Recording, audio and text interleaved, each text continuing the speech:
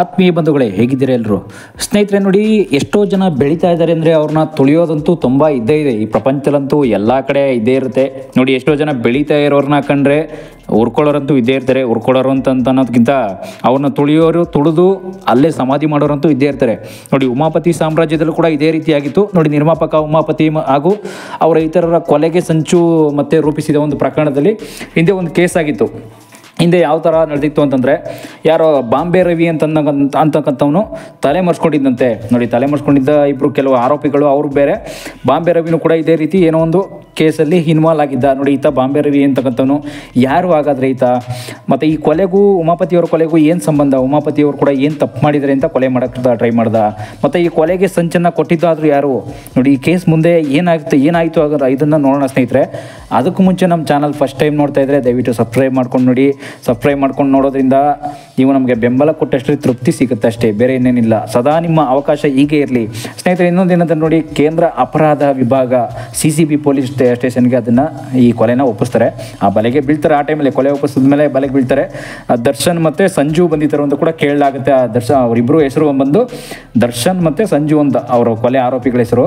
ದರ್ಶನ್ ಅಂದರೆ ನಮ್ಮ challenging star Darshan ಅಲ್ಲ, ಆ ಥರ ತಿಳ್ಕೊತೀರಾ ಎಷ್ಟೋ ಜನ ನೋಡಿ. ಆ ಥರ ಅಲ್ಲ, ದರ್ಶನ್ ಅನ್ನೋ ಸಂಜು ಮತ್ತು ಇಬ್ಬರು ಆರೋಪಿಗಳು ಅಂತ ಬಂಧಿತರು ಆಗ್ತಾರೆ. ಆ ಟೈಮಲ್ಲಿ ಏನಾಗುತ್ತೆ ಅಂತಂದರೆ, ಇಬ್ಬರನ್ನು ಬಂಧಿಸಿರ್ತಾರೆ CCB ಪೊಲೀಸರು. ಉಮಾಪತಿ ಶ್ರೀನಿವಾಸ್ ಗೌಡ ಅವ್ರಿಗೆ ಈ ರೀತಿ ಕೊಲೆ ಬೆದರಿಕೆ ಹಾಕಿದ್ರಲ್ಲ, ಏನು ಸಂಚು ಮಾಡಿದ್ರಿ ಅಂತೆಲ್ಲ ತುಂಬ ವಿಚಾರಣೆ ನಡೆಯುತ್ತೆ. CCB ಪೊಲೀಸರು ವಿಚಾರಣೆ ಮಾಡ್ತಾರೆ.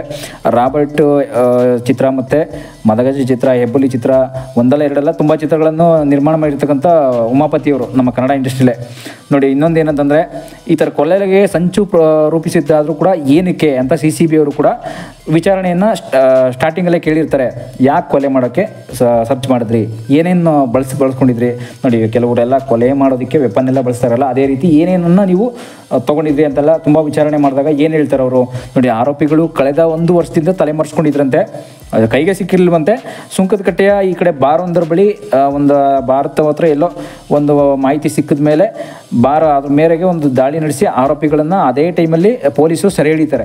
ಈ ಕೆಲವರು ಇರ್ತಾರಲ್ಲ, ಅಂದರೆ ಇವರು ಬಾಂಬೆ ರವಿ ಕೈ ಕೆಳಗಡೆ ಇಬ್ಬರು ಸಂಜು ಮತ್ತು ದರ್ಶನ್ ಅಂತ ಹೇಳಿದ್ನಲ್ಲ, ಇಬ್ಬರು ಆರೋಪಿಗಳೆಲ್ಲ ಇನ್ನೂ ಇದ್ದೇ ಇರ್ತಾರೆ. ಆ ಇಬ್ಬರು ಆರೋಪಿಗಳು ಸಿಕ್ಕಿಬೀಳ್ತಾರೆ. ಆ ಟೈಮಲ್ಲಿ ಆ ಆರೋಪಿಗಳ ವಿರುದ್ಧ ರಾಬರಿ, ಕಳವು ಮತ್ತು ಕೊಲೆ ಯತ್ನ, ಸುಲಿಗೆ ಇದೆಲ್ಲ ಸೇರಿದಂತೆ ನಗರದ ವಿವಿಧ ಎಲ್ಲ ಪೊಲೀಸ್ ಠಾಣೆಯಲ್ಲೂ ಕೂಡ 16 ಪ್ರಕರಣಗಳು ದಾಖಲಾಗಿದೆ ಅಂತ ಕೂಡ ಕೇಳಿಬಂತು ನೋಡಿ.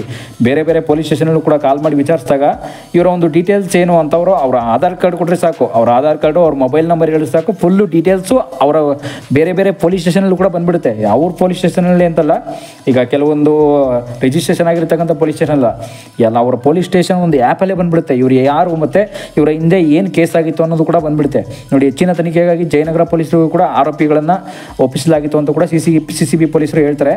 ಆದರೆ ಮುಂದೆ ಏನಾಗಿತ್ತು ಅಂದರೆ, ಈ ಪ್ರಕರಣದ ಹಿನ್ನೆಲೆ ಅಂತ ನಾವೇನು ಕರಿತೀವಿ ಅದು ಎಲ್ಲಿಗೋಯ್ತು ನೋಡಿ. ಭೂಗತ ಪಾತಕಿ ಬಾಂಬೆ ರವಿ ಸೂಚನೆ ಏನಂತಂದರೆ, ಈ ಬಾಂಬೆ ರವಿ ಅಂತಕ್ಕಂಥವನು ಸೂಚನೆಯನ್ನು ಕೊಟ್ಟ, ಈ ರೀತಿ ಮಾಡಬೇಕು. ಈ ಆರೋಪಿಗಳು ನಿರ್ಮಾಪತಿ ಉಮಾಪತಿ ಗೌಡವ್ರನ್ನ, ಅವರ ಸಂಬಂಧಿ ದೀಪಕ್ ಮತ್ತು ಕುಖ್ಯಾತ ರೌಡಿ ಶೀಟರ್ಗಳಾದ ಸೈಕಲ್ ರವಿ ಹಾಗೂ ಬೇಕ್ರಿ ರಘು ಅವ್ರನ್ನೆಲ್ಲ ಹತ್ಯೆಗೈಬೇಕು ನೀವು ಅಂತ ಕೂಡ ಸಂಚು ರೂಪಿಸಲಾಗಿತ್ತಂತೆ. ಈ ಸಂಬಂಧ ಏನಂತಂದರೆ, ಆರೋಪಿಗಳು 2020 ಡಿಸೆಂಬರ್ 20 ನೋಡಿ, 2020 21 ಆ ಟೈಮ್ ಇದೆಯಲ್ಲ, 20ರ ಒಂದು ಇಸ್ವಿಯಲ್ಲಿ ನಡೆದಿರ್ತಕ್ಕಂಥ ಒಂದು ವಿಷಯ ಇದು. ಜಯನಗರ ಠಾಣೆ ವ್ಯಾಪ್ತಿಯ ನ್ಯಾಷನಲ್ ಕಾಲೇಜು ಬರುತ್ತೆ, ಅಲ್ಲಿ ನ್ಯಾಷನಲ್ ಡೆಂಟಲ್ ಕಾಲೇಜು ಅಂತ ನಾವೇನು ಕರಿತೀವಿ, ನ್ಯಾಷನಲ್ ಮೆಟ್ರೋ ಕಾಲೇಜ್, ಈಗ ಮೆಟ್ರೋ ಇದೆ ಅಲ್ಲಿ. ಆ ಮೆಟ್ರೋ ಮೈದಾನದ ಬಳಿ ಟೆಂಪೋ ಟ್ರಾವೆಲರ್ ವಾಹನಗಳಲ್ಲಿ ಸುಮಾರು 10ಕ್ಕೂ ಹೆಚ್ಚು ಮಂದಿ ಮಾರಕಾಸ್ತ್ರಗಳ ಸಮೇತ ಕುಳಿತಿದ್ರಂತೆ ಆ ಟೈಮಲ್ಲಿ. ಅಂದರೆ ಒಂದು ವೆಪನ್ಸ್ ಎಲ್ಲ ಹಿಡ್ಕೊಂಡು ಕೂತಿರ್ತಾರೆ. ಒಂದು 10 ಅಧಿಕ ಮಂದಿ 15 ಮಾರಕಾಸ್ತ್ರ ಎಲ್ಲ ಹಿಡ್ಕೊಂಡು ಕುಳಿತಿದ್ರಂತೆ. ಅದೇ ವೇಳೆ ಒಂದು ಗಸ್ತು ತಿರುಗ್ತಿದ್ದ ಒಂದು ಜಯನಗರ ಠಾಣೆ ಸುದರ್ಶನ್ ಅನುಮಾನಗೊಂಡು ಈ ವಾಹನ ತುಂಬ ಎನ್ಕ್ವೈರಿ ಮಾಡ್ತಾರಂತೆ, ಪರಿಶೀಲನೆ ಮಾಡ್ತಾರಂತೆ ಯಾವ ಅಲ್ಲಿರ್ತಕ್ಕಂಥ ವಾಹನ. ಆರೋಪಿಗಳು ಅವ್ರ ಮೇಲೆಯೇ ವಾಹನ ಹತ್ತಿಸ್ಬಿಟ್ಟಿರಂತೆ ಆ ಟೈಮಲ್ಲೇ ನೋಡಿ. ಪೊಲೀಸರ ಮೇಲೆ ವಾಹನ ಹತ್ತಿಸ್ಕೊಂಡು ಅಲ್ಲಿಂದ ಇರ್ತಕ್ಕಂಥ ಒಂದು ಅಸ್ತ್ರಗಳು ಏನಿರುತ್ತೆ ಅದರ ಅಲ್ಲೇ ನಡೆಸಿ ಪರಾರಿ ಆಗೇ ಬಿಟ್ಟಿರಂತೆ ನೋಡಿ. ಅಲ್ಲೇ ಅದೇ ಟೈಮಲ್ಲಿ ಎಲ್ಲಿ ಸಿಗಾಕೊಂಡ್ಬಿಡ್ತೀವಿ ಪೊಲೀಸರ ಕೈಗೆ ಅಂತ ಅಂದ್ಬಿಟ್ಟು ವಿಚಾರಣೆಯನ್ನು ಮಾಡೋದಕ್ಕೆ ಬಂದಾಗ ಪರಾರಿಯಾಗಿ ಹೊಂಟೋದ್ರಂತೆ ನೋಡಿ. ಈ ವೇಳೆ ಇಬ್ಬರನ್ನು ವಶಕ್ಕೆ ಪಡೆಯಲಾಗಿತ್ತು. ಆ ಟೈಮಲ್ಲಿ ಇಬ್ಬರನ್ನು ವಶಕ್ಕೆ ಪಡ್ಕೊಂಡು ಅವರ ಒಂದು ಮಾಹಿತಿ ಮೇರೆಗೆ ಸುಮಾರು 8 ಮಂದಿಯನ್ನು ತುಂಬ ಅಲ್ಲೇ ಬಂಧಿಸಿರಂತೆ. 8 ಮಂದಿಯನ್ನು ನೋಡಿ ನಾವು 8-1 ಅಂತಂದರೆ ಸುಮ್ಮನೆನಾ, ನಾನು ಒಬ್ಬರು ಇಬ್ಬರು ಅಂತ ಹೇಳಿದೆ ಸಂಜು ಮತ್ತು ದರ್ಶನ್ ಅವ್ರನ್ನ, ಆದರೆ 8 ಜನನ ಅಲ್ಲೇ ಕೂಡ ಬಂಧಿಸಲಾಗಿತ್ತು ಅಂತ ಕೂಡ ಒಂದು ಸುದ್ದಿ ಬಂತು. ಆದರೆ ಇವರಿಬ್ಬರು ಆರೋಪಿಗಳು ತಲೆ ಮರೆಸ್ಕೊಂಡಿದ್ರಂತೆ. ಯಾಕೆ ತಲೆ ಮರೆಸ್ಕೊಂಡಿದ್ರು? ತಲೆ ಮರೆಸ್ಕೊಳ್ಳೋದು ಒಂದು ತಪ್ಪು ಮಾಡಿಲ್ಲ ಅಂತಂದಮೇಲೆ ತಲೆ ಯಾಕೆ ಮರೆಸ್ಕೋತಾರೆ ನೋಡಿ. ಇದೀಗ ಅಂದರೆ ಪೊಲೀಸರ ಕೈಗೆ ಸಿಕ್ಕಿಬಿದ್ದ ಮೇಲೆ, CCB ಕೈಗೆ ಸಿಕ್ಕಿಬಿದ್ದ ಮೇಲೆ ಅದು ಗೊತ್ತಾಗಲೇಬೇಕು ಯಾಕೆ ತಲೆ ಮರೆಸ್ಕೋತಾರೆ. ಮತ್ತು ಅವರು ಬಾಯಿ ಬಿಡಿಸ್ಕೊಂಡು ಬಿಡಲ್ಲ, ಕೊನೆವರೆಗೂ ಏನು ಮಾಡ್ತಾರೆ ಅಂತಂದರೆ ಅವರು CCB ಅವರು ಬಾಯಿ ಬಿಡಿಸೋದು ಅಂತಂದರೆ ಸುಮ್ಮನೆ ಇಲ್ಲ, ಏನಾದರೂ ಒಂದು ರೀತಿ ನಿಮ್ಮನ್ನು ಮನವೊಲಿಸಿ, ನಿಮ್ಮ ತಂದೆ ತಾಯಿಯನ್ನು ಏನಾದರೂ ಒಂದು ಫೀಲಿಂಗ್ ಆದರೂ ಕೊಡಿಸಿ ಅವರು ಬಾಯಿ ಬಿಡಿಸ್ಬಿಡ್ತಾರೆ. ಅಂತಹ ಪೊಲೀಸು CCB ಕೈಲಿ ಇದ್ದೇ ಇರುತ್ತೆ. ಅದೆಲ್ಲ ಎಷ್ಟೋ ಜನಕ್ಕೆ ಗೊತ್ತಿರಲ್ಲ. CCB ಅವರು ಯಾವ ರೀತಿ ಬಾಯಿ ಬಿಡಿಸ್ತಾರೆ, ಒಬ್ಬ ಕೊಲೆಗಾರನ ಕೊಲೆ ಮಾಡಿರೋದಂಥದ್ದಾದ್ರೂ ಸಂಚು ಏನಿದೆ, ಹಿಂದೆ ಇರ್ತಕ್ಕಂಥ ಒಂದು ಹಿಸ್ಟ್ರಿ, ಬಯೋಡಾಟಾ ಏನು ಅನ್ನೋದನ್ನ ಒಂದು ಇಂಚಿಂಚು ಮಾಹಿತಿಯನ್ನು ಕಲೆ ಆಗ್ತಕ್ಕಂಥ CCB ಮೈಂಡ್ ಅಂತೂ ಅದು ಯಾರಿಗೂ ಬರಲ್ಲ. ಯಾಕೆಂತಂದರೆ ಅವ್ರಿಗೆ ಅದೇ ರೀತಿ ಟ್ರೈನಿಂಗನ್ನು ಕೂಡ ಕೊಟ್ಟಿರ್ತಾರೆ ಗೌರ್ಮೆಂಟ್ ಕಡೆಯಿಂದ ಅಂತಲ್ಲ, ಪೊಲೀಸ್ ಅಧಿಕಾರಿಗಳಾಗಲಿ ಯಾರೇ ಆಗಲಿ ತುಂಬ ಅದೇ ರೀತಿ ಟ್ರೈನಿಂಗ್ ಇದ್ದೇ ಇರುತ್ತೆ. ಅದು ಯಾಕೆಂತಂದರೆ ಬೇರೆ ಬೇರೆ ಕಂಟ್ರಿಗಳಲ್ಲೆಲ್ಲ ಇದ್ದಿರ್ತಕ್ಕಂಥದ್ದು ನಾವು ನೋಡ್ಬೋದು ಸ್ನೇಹಿತರೆ. ನೋಡಿ ಇನ್ನೊಂದು ಏನಂತಂದರೆ, ಈ ಚಿತ್ರರಂಗಕ್ಕೆ ಕಾಲಿಟ್ಟವ್ರನ್ನ ಎಷ್ಟೋ ಜನ ನಾವು ನೋಡ್ತಾ ಇರ್ತೀವಿ. ರವಿಚಂದ್ರನ್ ಆಗ್ಬೋದು, ಆಗಿನ ಕಾಲದಲ್ಲೇ ಅಮಲಾ ಪೌಲ್ ಆಗ್ಬೋದು, P. ರವಿಶಂಕರ್ ಆಗ್ಬೋದು, ಕೃಷ್ಣ ಅಜಯರಾವ್ ಆಗ್ಬೋದು. ಈಗ ಬಿಗ್ ಬಜೆಟ್, ಈಗ ನೋಡಿ ಹೆಬ್ಬುಲಿ ಚಿತ್ರಕ್ಕೆ ಉಮಾಪತಿ ಶ್ರೀನಿವಾಸ್ ಕೂಡ ಬಂಡವಾಳ ಹಾಕಿದ್ರು ಅಂತ ಕೂಡ ಕೇಳ್ಬೋದು. ತುಂಬ ಜನಕ್ಕೆ ಬಂಡವಾಳ ಹಾಕಿದ್ದಾರೆ. ಯಾಕೆ ಅಂತಂದರೆ ಕೆಲವ್ರನ್ನ ಬೆಳೀತಾ ಇರೋನ್ನ ತುಳಿತಾ ಇದ್ದಾರೆ ಅಂತ ಕೂಡ ಒಂದು ಕೇಳಿಬರುತ್ತೆ, ಒಂದು ಸುದ್ದಿ ಅಂತ ನೀವು ಕೇಳ್ಬೋದು. ಮೊದಲೇ ಎಷ್ಟೋ ಜನ ನೀವು ಆಲ್ರೆಡಿ ನಿಮ್ಮ ಒಂದು ಲೈಫಲ್ಲೂ ಕೂಡ ಬಂದಿರ್ತಾರೆ ಇದೇ ರೀತಿ. ಏನೋ ಒಂದು ನಾವು ಏನೋ ಒಂದು ದೊಡ್ಡ ಮಟ್ಟದಲ್ಲಿ ಒಂದು ದುಡ್ಡು ಮಾಡ್ತೀವಿ ಅಂತಂದರೆ, ಇಲ್ಲ ಏನಾದರೂ ಒಂದು ಹೆಸರು ಮಾಡ್ತೀವಿ ಅಂದರೆ ಎಷ್ಟೋ ಜನಕ್ಕೆ ನಮ್ಮವರೇ ಅದನ್ನು ಸಹಿಸೋಕ್ಕಾಗಲ್ಲ. ಎಷ್ಟೋ ಜನಕ್ಕೆ ನೀವು ನೋಡ್ತಾ ಇರ್ಬೋದು.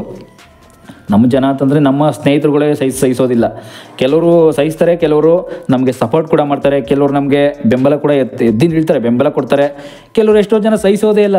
ಎಷ್ಟೋ ಜನ ಒಂಥರ ಹುರಿದು ಬೀಳ್ತಾರೆ, ಇವನು ಬೆಳೆದ್ಬಿಟ್ಟ, ನಮ್ಮನ್ನು ಬೆಳೆಸ್ತಾ ಇಲ್ಲ, ನಾವು ಬೆಳೆಯಲ್ಲ ಇವನು ಮುಂದೆ ಅಂತ ಕೂಡ ಎಷ್ಟೋ ಜನ ಹುರ್ಕೊಳ್ತಾರೆ. ಅಂದರೆ ಹುರ್ಕೊಳ್ತಾರೆ ಅನ್ನೋದಕ್ಕಿಂತ ತುಂಬ ನೊಂದ್ಕೋತಾರೆ. ನಮ್ಮನ್ನು ನೋಡೇ ತುಂಬ ಬೇಸರ ಪಡ್ತಾರೆ, ನೊಂದ್ಕೋತಾರೆ. ನಮ್ಮನ್ನು ನೋಡೇ ಒಂಥರ ಏನೋ ಒಂದು ಆಘಾತ ಅವ್ರಿಗೆ, ಇವನು ಈ ಮಟ್ಟಕ್ಕೆ ದೊಡ್ಡ ಮಟ್ಟಕ್ಕೆ ಕೊಟ್ಟೋಗ್ಬಿಟ್ನಲ್ಲ, ನಾವಿನ್ನೂ ಹಿಂಗಿದ್ದೀವಲ್ಲ. ಎಷ್ಟೆಷ್ಟೋ ಜನ ಇದೇ ರೀತಿ ಮಾತಾಡ್ತಕ್ಕಂಥದ್ದೆಲ್ಲ ತುಂಬ ನೀವು ನೋಡಿರ್ತೀರ. ಯಾಕೆ ಅಂತಂದರೆ ನಿಮ್ಮ ಲೈಫಲ್ಲೂ ಕೂಡ ಅದು ಹಾಗೇ ಇರುತ್ತೆ. ನೋಡಿ, ಸಿನಿಮಾ ಇಂಡಸ್ಟ್ರಿ ಮಾತ್ರ ಅಲ್ಲ, ಎಲ್ಲ ಇಂಡಸ್ಟ್ರಿಲೂ ಕೂಡ ಅಷ್ಟೇ. ನೀವು ಒಂದು ಬಿಸ್ನೆಸ್ ಮಾಡಿ, ಒಂದು ಉದ್ಯೋಗ ಮಾಡಿ, ನೀವು ಒಂದು ಕೆಲಸದಲ್ಲಿ ನೋಡಿ, ಒಂದು ಜಾಬ್ ಅಂತ ಹೋಗ್ತಿರೋ ಒಂದು ಕೆಲಸದಲ್ಲೂ ಕೂಡ ಅಲ್ಲೂ ಕೂಡ ಇದೇ ಒಂದು ರೀತಿ. ಯಾಕೆ ಅಂತಂದರೆ ಒಂದು ಜಾಬ್ ಹೋದ್ರೂ ಕೂಡ ಅಲ್ಲಿ ಪೊಸಿಷನ್ ಇರುತ್ತೆ. ಒಂದು ಪೊಸಿಷನ್ ಅಂದರೆ ಒಂದು ಜಾಬ್ ಅಂದರೆ ಒಂದು ಕೆಲವರು HR ಜಾಬ್ ಇರ್ತಾರೆ, ಕೆಲವರು ಅಕೌಂಟೆಂಟ್ ಇರ್ತಾರೆ, ಅದ್ರ ಮೇಲ್ಗಡೆ ಕೆಲವರು ಮ್ಯಾನೇಜರ್ ಇರ್ತಾರೆ, ಇನ್ನು ಕೆಲವರು ಕಾರ್ಮಿಕರು ಇರ್ತಾರೆ ಕೆಳಗಡೆ.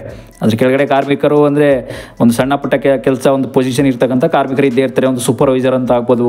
ಕೆಲವೊಬ್ಬರು ಒಂದು ಏನಂತಂದರೆ ಅವರ ಅರ್ಹತೆಗೆ ಅವ್ರು ಏನು ಓದಿರ್ತಾರೆ ಅಂಥ ಒಂದು ಜಾಬಲ್ಲಿ ಇದ್ದರೂ ಕೂಡ ಕೆಲವ್ರಿಗೆ ಸಹಿಸೋದಕ್ಕಂತೂ ಆಗೋದೇ ಇಲ್ಲ. ಅಲ್ಲೇ ಒಂದು ಫ್ಯಾಕ್ಟ್ರಿಯಲ್ಲೇ ತೊಗೊಳ್ಳಿ, ಎಷ್ಟೋ ಜನ ಒಂದು ಫ್ಯಾಕ್ಟ್ರಿಯಲ್ಲಿ ಏನೋ ಕೆಲಸ ಮಾಡ್ತಿದ್ದೀವಿ ಸಣ್ಣ ಪುಟ್ಟ ಅಂದರೆ ಅವ್ರನ್ನೇ ತುಳಿಯೋಕ್ಕೆ ಟ್ರೈ ಮಾಡ್ತಾರೆ. ಯಾಕೆಂದರೆ ಮೇಲಿರ್ತಕ್ಕಂಥ ಅವ್ರ ಪೊಸಿಷನಲ್ಲಿ ಇರ್ತಕ್ಕಂಥ ದೊಡ್ಡವರು ಆ ರೀತಿ ಮಾಡಿರ್ತಕ್ಕಂಥವರೆಲ್ಲ ಬೇರೆ ಇನ್ಯಾರೂ ಇಲ್ಲ. ಪೊಸಿಷನಲ್ಲಿ ದೊಡ್ಡವರು ಇರ್ತಾರೆ, ಮತ್ತು ಅವರು ಒಂದು ಉದ್ಯೋಗದಲ್ಲಿ ಎಲ್ಲದರಲ್ಲೂ ಕೂಡ ದೊಡ್ಡವರು ಇರ್ತಾರೆ. ಅದರಿಂದ ಒಂದು ತುಳಿಬೇಕು ಇವನ್ನ, ಯಾಕೆಂದರೆ ಇವನಿಗೆ ದುರಾಂಕಾರ ಜಾಸ್ತಿ ಆಗಿದೆ, ಇವನು ಕಂಡ್ರೆ ನಮ್ಗೆ ಆಗ್ತಾ ಇಲ್ಲ ಅಂತಕ್ಕಂಥದ್ದು ಕೂಡ ಎಷ್ಟೋ ನಮ್ಮ ಜಾಬ್ಗಳಲ್ಲೂ ಕೂಡ ನೋಡ್ತೀವಿ. ಈಗ ಕನ್ನಡ ಸಿನಿಮಾ ಇಂಡಸ್ಟ್ರಿಲಿ ಕೂಡ ಎಷ್ಟೋ ಜನ ಹಿಂದೆ ಎಲ್ಲ ನೋಡಿರ್ಬೋದು. ಸಿನಿಮಾ ಹೀರೋಗಳಂತೂ ಕೆಲವ್ರನ್ನ ತುಳಿದೇ ಮೇಲೆ ಬಂದಿರ್ತಾರೆ. ಎಷ್ಟೋ ಜನ ಡೈರೆಕ್ಟ್ರು, ನಿರ್ಮಾಪಕರು ಹಾಳಾದ್ರೆ ಪರವಾಗಿಲ್ಲ, ಇದೇ ರೀತಿ ನಾವು ಮೇಲೆ ಬರಬೇಕು ಅಂತ ಕೂಡ ಬಂದಿರ್ತಾರೆ ಹೀರೋಗಳು ಕೂಡ. ಆದರೆ ಅದೆಲ್ಲ ಬೇಕಾದ್ರೆ ಬೇರೆ ವಿಷಯದಲ್ಲಿ ಹೇಳ್ತಾ ಹೋಗ್ಬೋದು. ನೋಡಿ, ಈಗ ಉಮಾಪತಿ ಶ್ರೀನಿವಾಸ್ ಗೌಡ ಅವ್ರಿಗಂತೂ ಕೊಲೆ ಸಂಚೆ ಆಗಿತ್ತಂತೆ. ನೋಡಿ, 2020ರಲ್ಲಿ ಕೊಲೆ ಸಂಚೆ ಆದರೂ ಕೂಡ ಏನಕ್ಕಾಗಿತ್ತು ಕೊಲೆ ಸಂಚು? ಕೊಲೆಯನ್ನು ಮಾಡೋದಕ್ಕೆ ಸುಪಾರಿಯನ್ನು ಕೊಟ್ಟವರಾದರೂ ಯಾರು?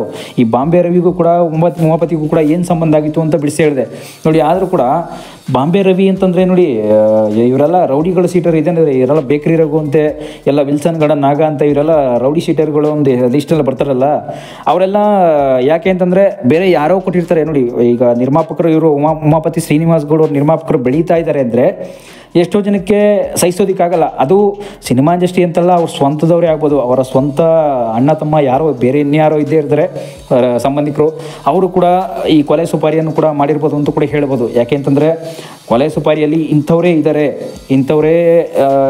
ಮಾಡಿಸ್ತಾರೆ ಅಂತ ಅನ್ನೋದಕ್ಕೆ ಸಾಕ್ಷಿ ಆಧಾರಗಳಂತೂ ಸಡನ್ಲಿ ಸಿಗಲ್ಲ. ಯಾಕೆಂದರೆ ಅವರು ಕೂಡ ಇದು ಕೂಡ CCB ಅಂತಲ್ಲ, ಎಲ್ಲರೂ ಕೂಡ ಇದೇ ರೀತಿ ಬಾಯಿ ಬಿಡಿಸ್ತಾರೆ. ನಾವು ಯಾವ ರೀತಿ ಬಾಯಿ ಬಿಡಿಸ್ಬೇಕು, ಏನೇನನ್ನು ವಿಚಾರಣೆ ಮಾಡಬೇಕು, ಯಾವ ರೀತಿ ಅವರನ್ನು ನಾವು ಒಳಗಡೆ ತೊಗೊಬೇಕು, ಅದೇ ರೀತಿ ಇದೆಲ್ಲ ಬಾಯಿ ಬಿಡಿಸೋದಂಥದ್ದು ನಾವು ನೋಡ್ಬೋದು ಸ್ನೇಹಿತರೆ. ಇನ್ನೊಂದು ಏನಂತಂದರೆ ಕೊಲೆ ಅಂತಲ್ಲ, ನಮ್ಮ ಒಂದು ಜೀವನದಲ್ಲೂ ಕೂಡ ನಾವು ಎಚ್ಚೆತ್ಕೋಬೇಕಂತಂದರೆ, ಜೀವನದಲ್ಲಿ ನಾವೇನಾದರೂ ಒಂದು ದೊಡ್ಡ ಮಟ್ಟದಲ್ಲಿ ಸಾಧನೆ ಆಗ್ಬೋದು, ಏನಾದರೂ ಒಂದು ಬೆಳೀತಾ ಇದ್ದೀವಿ ಅಂತಂದರೆ ಎಲ್ಲರಿಗೂ ಕೂಡ ಅಷ್ಟೇ, ಎಷ್ಟೋ ಜನಕ್ಕೆ ಸಹಿಸೋದಿಲ್ಲ. ಎಷ್ಟೋ ಜನ ಈಗ ನೋಡಿ ಸಿನಿಮಾ ಇಂಡಸ್ಟ್ರಿಲಿ ದರ್ಶನ್ ಸರ್ ಅಷ್ಟೇ, ದರ್ಶನ್ ಸರ್ ಜೈಲಿಗೆ ಹೋಗಿರೋದು ನೋಡಿ ಎಷ್ಟೋ ಜನ ಬೇಜಾರು ಮಾಡ್ಕೋತಾರೆ, ಎಷ್ಟೋ ಜನ ಖುಷಿ ಪಡ್ತಾ ಇದ್ದಾರೆ. ಎಷ್ಟಕ್ಕೆ ಯಾವ ಫ್ಯಾನ್ಸ್ಗಂತೂ ತುಂಬ ಬೇಜಾರಾಗುತ್ತೆ. ದರ್ಶನ್ ಸರ್ ಜೈಲಿಗೆ ಹೋಗಿರೋದ್ರಿಂದ ಅಭಿಮಾನಿಗಳಿಗಂತೂ ಕೋಟ್ಯಾಂತರ ಅಭಿಮಾನಿಗಳಿಗೆ ತುಂಬ ಬೇಜಾರಾಗಿದೆ, ಇಲ್ಲ ಅಂತಲ್ಲ. ಆದರೆ ಅವರ ಒಂದು ಜೈಲಿಗೆ ಹೋಗಿರೋದು ನೋಡಿ ಎಷ್ಟೋ ಜನ ಖುಷಿ ಪಡ್ತಾರೆ. ಯಾಕೆ ಖುಷಿ ಪಡ್ತಾರೆ ಅಂತಂದರೆ ಇದೇ ಒಂದು ಏನಂತಂದರೆ ಅವ್ರ ಕಂಡ್ರೆ ಎಷ್ಟೋ ಜನಕ್ಕೆ ಆಗಿರಲ್ಲ, ಎಷ್ಟೋ ಜನ ಕೆಟ್ಟ ಮಾತಾಡಿರ್ತಾರೆ ಅವ್ರ ಬಗ್ಗೆ. ಮತ್ತು ಅವರು ಕೂಡ ಸಿನಿಮಾ ಇಂಡಸ್ಟ್ರಿಯಲ್ಲಿ ಎಷ್ಟೋ ಜನ ನಿರ್ದೇಶಕರು ಕೂಡ ಅವ್ರ ಕಂಡ್ರೆ ಆಗೋದೇ ಇಲ್ಲ ಅಂತ ಕೂಡ ಇದ್ದಾರೆ. ಅಂಥವರೆಲ್ಲ ಇದ್ದದ್ದೇ ಸಿನಿಮಾ ಇಂಡಸ್ಟ್ರಿಯಲ್ಲಿ ಅಂತೂ ಎಷ್ಟೋ ಜನ ಇದ್ದೇ ಇರ್ತಾರೆ ಬಿಡಿ. ಯಾಕೆಂತಂದರೆ ಸಿನಿಮಾ ಇಂಡಸ್ಟ್ರಿಯಲ್ಲಿ ಅಂತೂ ದರ್ಶನ್ ಸರ್ ಮಾತ್ರ ಅಲ್ಲ, ಎಷ್ಟೋ ಜನ ಹೀರೋಗಳು ಕಂಡ್ರೆ ಅವರವರಲ್ಲೇ ತುಂಬ ಭಿನ್ನಾಭಿಪ್ರಾಯಗಳು ಇದ್ದೇ ಇದೆ. ಯಾಕೆಂದರೆ ಹೊಂದಾಣಿಕೆ ಅಂತಕ್ಕಂಥದ್ದು ಎಲ್ಲರಲ್ಲೂ ಕೂಡ ಇರಲ್ಲ. ಅದೆಲ್ಲ ನಿಮಗೂ ಕೂಡ ಎಷ್ಟೋ ಜನಕ್ಕೆ ಗೊತ್ತಿರುತ್ತೆ. ಕೆಲವರು ಎಷ್ಟೋ ಜನ ಸಿನಿಮಾ ಇಂಡಸ್ಟ್ರಿಲಿ ಇದ್ದವ್ರಿಗಂತೂ ಎಲ್ಲ ಗೊತ್ತಿರುತ್ತೆ, A to Z ಗೊತ್ತಿರುತ್ತೆ ಬಿಡಿ. ಅದು A to Z ಏನು ಗೊತ್ತಿರುತ್ತೆ ಅಂದರೆ ಹೊಂದಾಣಿಕೆ ಅಂತಕ್ಕಂಥದ್ದು ಯಾರ ನಡುವೆ ಕೂಡ ಇರೋದೇ ಇಲ್ಲ. ಅದು ಸಿನಿಮಾ ಇಂಡಸ್ಟ್ರಿ ಅಲ್ಲ, ಎಲ್ಲ ಇಂಡಸ್ಟ್ರಿಯಲ್ಲೂ ಅಷ್ಟೇ, ಎಲ್ಲ ಒಂದು ಪ್ರತಿಯೊಂದು ಅವರ ಒಂದು ಜೀವನದಲ್ಲೂ ಅಷ್ಟೇ.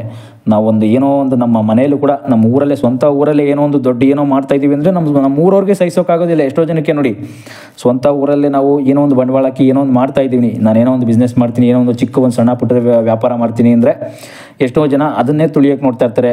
ಇವನು ಹೆಂಗೆ ಮಾಡ್ತಾನೆ, ಇವನು ಈ ಥರ ಮಾಡ್ತಾನೆಲ್ಲ, ನಮಗೇನು ಹೇಳ್ಕೊಡಲ್ವಲ್ಲ, ಏನೋ ಒಂದು ಅದೇ ರೀತಿ ಅದು ತುಳಿಯೋದಂತೂ ಇದ್ದೇ ಇರುತ್ತೆ ನೋಡಿ. ಎಲ್ಲ ಇಂಡಸ್ಟ್ರಿ ಇಂಥ ಇಂಡಸ್ಟ್ರಿ ಅಂತಲ್ಲ, ಪ್ರತಿಯೊಂದು ಇಂಡಸ್ಟ್ರಿಲೂ ಕೂಡ ನಾವು ಬೆಳೆಯೋದಾರನ್ನ ತುಳಿಯೋರನ್ನ ನೋಡ್ಬೋದು ನೋಡಿ. ಈಗ ದರ್ಶನ್ ಸರ್ ಕೂಡ ಅಂತಲ್ಲ, ಸಿನಿಮಾ ಇಂಡಸ್ಟ್ರಿಲಿ ಎಷ್ಟೋ ಜನ ಹೀರೋಗಳನ್ನ ನಾವು ನೋಡ್ತಾ ಇರ್ತೀವಲ್ಲ ನೋಡಿ. ಉಪೇಂದ್ರ ಸರ್ ಕೂಡ ಅಷ್ಟೇ, ಆಗಿನ ಕಾಲದಲ್ಲೆಲ್ಲ ಅವ್ರಿಗಿನ 20-25 ವರ್ಷದಿಂದ ಎಲ್ಲ ಎಷ್ಟೋ ಜನ ತುಳಿಯೋಕೆ ಟ್ರೈ ಮಾಡಿದ್ದಾರೆ. ಬಟ್ ಆದರೂ ಕೂಡ ಅಂಥವರೆಲ್ಲ ಕಾಲು ಎಳ್ಕೊಂಡೇ ಕೂತಿರ್ತಾರೆ ಅಷ್ಟೇ, ಬೇರೆ ಏನೇನಿಲ್ಲ.